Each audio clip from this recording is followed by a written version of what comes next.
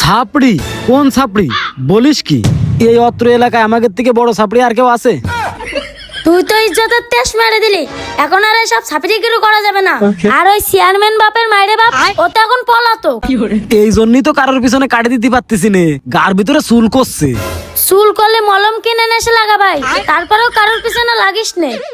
আমাদের পিছনে আইকে আলাবাস রেডি রয়েছে, যে কোনো সময় ঢুকে যেতে পারে।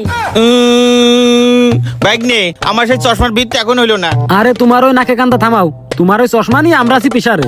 তোমরা তো প্রেসারে আসো, আর আমি যে কোনো সময় স্টক করতে পারি ওই চশমার সঙ্গে। তাও করলে তো বাঁচতাম, তোমার এই ঢং টং আমার কাছে আর ভালো লাগতেছ না। কি ভাগ্নে, তুই এবারটা কথা করতে পারলি? ওই আল্লাহ আল্লাহ গো, আমার চশমার কি হবে গো? এ মামু এই থামো, এখানে মরা কান্দা লাগাইছে। তোমার চশমা কোনে আছে আর ওই ছাপড়ি মস্তান কোনে আছে, আমরা দুই ভাই দেখতেছি। আচ্ছা ঠিক আছে ভাগ্নে, তোমরা তাড়াতাড়ি ওই ছাপড়ি একটা বিট করো। আর পাঙ্কু ভাগ্নে, তুমি কইলে না আমি মরে গেলি ভালো হয়। আমি যদি মরে যাই, তোমার ওই মামির হাতের স্পেশাল আম দুধ কাটা খাবে নি? ও মামু তাই?